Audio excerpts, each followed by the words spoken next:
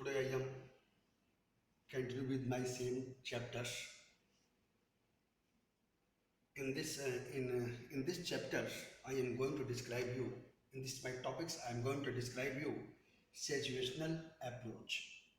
As you know, situations is called into the Hindi language स्थिति स्थितिक approach उपागम या तरीका मेथड्स। इसी को मैंने हिंदी में यहाँ पे लिखा है स्थितिक उपागम। कहने का मतलब we can not separate situational approach to the structural approach.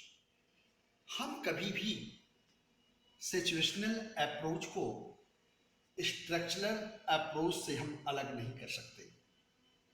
इसके पीछे ये है क्योंकि जो भी इसका मेथड्स है, जो भी इसके पढ़ाने का तरीका है, जो हम स्ट्रक्चरल अप्रोच के अंतर्गत हम जिन विधियों का प्रयोग करके, व्याकरण और ग्रामर की विधियों का प्रयोग करके जो संरचनात्मक उपागम में जिनका हम उपयोग करते हैं, उसी से रिलेटेड, उसी से संबंधित चीजें भी हम संरचनात्मक उपागम के अंतर्गत भी हम उसको शामिल करते हैं। ये सब मिलाकर सबका मतलब यही होता है कि हम जो हमारी सेकेंड लैंग्वेज है, जो हमारी टारगेट लैंग्वेज है, जो हमारी गोल लैंग्वेज है, जो कि सबसे पहले हमारी जो भाषा है, मातृभाषा हिंदी है। हिंदी के साथ चूंकि हमें हिंदी से बच्चों को अंग्रेजी में पढ़ाना है और हमें बच्चों को अंग्रेजी और हिंदी दोनों विषय की बोधगम्यता को समान तरीके से उन्हें बताने का हमको प्रयास करना है। इसलिए जो हमारी सेकेंड लैंग्वेज है, ग्रामर ट्रांसलेशन मेथड के माध्यम से ये हम कहने का प्रयास कर रहे हैं कि जैसे कि विभिन्न प्रकार के शब्दों को, those who are the different words where the different words is to be applied at the appropriate place. जैसा कि as we know about the syntax. Syntax is a such type of a English grammar rules. That is a definition about the syntax. The correct arrangement of a word in a sentence is called syntax. Means कहने का मतलब यह है कि उचित शब्दों का वाक्यों में प्रयोग ही जो है सिंटेक्स कहलाता है। तो उसी तरीके से संरचनात्मक उपागम में, स्थितिक उपागम के अंतर्गत हम शब्दों का चयन, हम शब्दों को किस तरीके से, कहां पर, कहां कैसी उसकी आवश्यकता है, कैसे उसको हम किस जगह उपयोग करेंगे ताकि हमारा जो वह सेंटेंस है, हमारा वो सेंटेंस बच्चों के लिए बोधगम्य वो सही तरीके से बन सके और बच्चे उस विषय जो बाइलिंगुअल है भाषा, जैसे कि अंग्रेजी हिंदी से अंग्रेजी, अंग्रेजी से हिंदी में उन्हें समझने में काफी जो है सुगमता हो जाए और वे सही तरीके से इसको वो समझ सके। और दूसरी बात इसमें यह है कि by this way we learn to link word sentences and their meanings in our mother tongue। और इनके शब्दों का उपयोग, अंग्रेजी भाषा के शब्दों का प्रयोग हम किस तरीके से, किस जगह उनका उपयोग सही तरीके से करें ताकि हमारा वो सेंटेंस, हमारी वो भाषा सही तरीके से जो है समझ में बच्चों को आ जाए। फिर रही बात दूसरी कि through reference to real object, pictures, actions. और हमें बच्चों को पढ़ाने के लिए विभिन्न प्रकार के उदाहरणों की आवश्यकता पड़ती है, पिक्चरों की आवश्यकता पड़ती।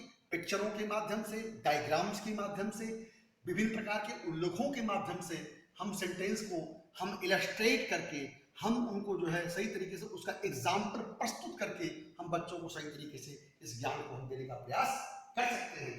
और रही बात English to the situational replace translation, और स्थितियों के अनुसार हम भाषाओं का क्या करते हैं, हम एक भाषा दूसरी भाषा में उसका हम अनुवाद करते हैं।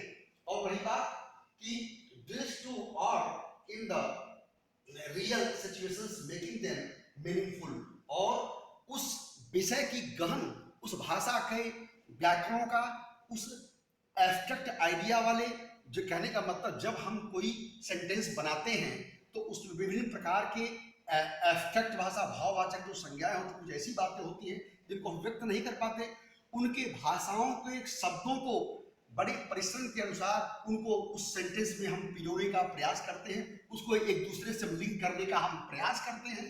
तो यह करने में एक अधिक समय की आवश्यकता पड़ती है, एक अधिक परिश्रम की आवश्यकता पड़ती है, जिसके द्वारा इस कार्य को सही तरीके से संपादित किया जा सकता है। और रही बात कि this meaning, the meaning of the words are taught not at the same time.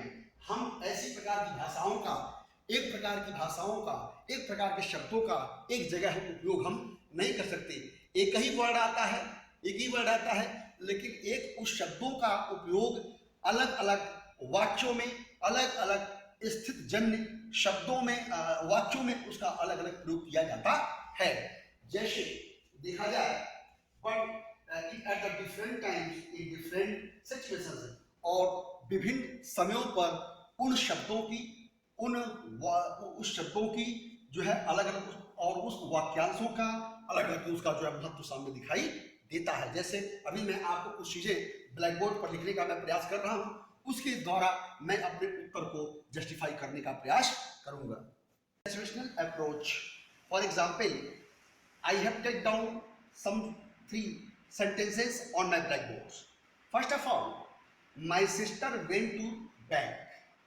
आप ये देख सकते हैं कि मैंने कुछ 3 पॉइंट्स जो है अपने ब्लैकबोर्ड पर, जो स्थितिक उपागम है कि एक वर्ड जो है, एक शब्द का विभिन्न विभिन्न वाक्यों में किस तरीके से, कहाँ कैसे प्रयोग किया गया है, यही है स्थितिक उपागम, कि एक ही शब्द है लेकिन उनका उपयोग विभिन्न प्रकार के वाक्यों में किस तरीके से किया गया है, और उसका अर्थ अलग अलग सामने आपके दिखाई दे रहा है।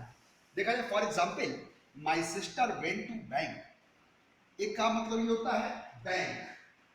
यहां देख लिया जाए, ये बैंक है। बैंक आप समझ सकते हैं फाइनेंशियल सेक्टर है, फाइनेंशियल सेक्टर, जहां पर पैसे का लेन देन होता है, जहां पर इस बैंक का मतलब होता है, हम सब लोग सामान्य तरीके से जानते हैं कि बैंक क्यों जाते हैं, बैंक या तो पैसा जमा करने जाते हैं, या कोई हमारा वित्तीय लेन देन होता है उस कार्य करने के लिए जाते हैं। तो यहाँ दिया जा रहा है कि my sister went to the bank, कि मेरी बहन कहाँ गई, बैंक गई।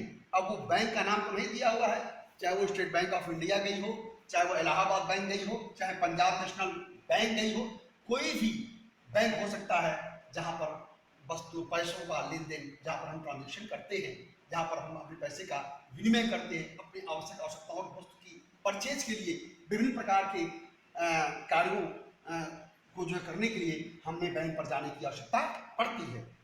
दूसरी बात आपकी है, the girl was sitting on the bank of the river Ganga. एक तो फाइनेंशियल सेक्टर हो गया, और फिर दूसरा ये जो बैंक है, इसका मतलब होता है किनारा। यहाँ का हिंदी का मतलब हुआ यहाँ पर किनारा, ये हिंदी में कहते हैं और उर्दू में कहते हैं शाहिल। शाहिल कहते हैं इसको, उर्दू में शाहिल कहते हैं। तो कहने का मतलब, the girl was sitting on the bank of the river Ganga, कि लड़की गंगा नदी के किनारे या तट पर बैठी हुई है, तट पर बैठी हुई है। एक तो बैंक ये हो गया, सेम वर्ड है, और उसी का मतलब दूसरा इसका उपयोग है आपका किनारा हुआ, और तीसरा you can bank upon me.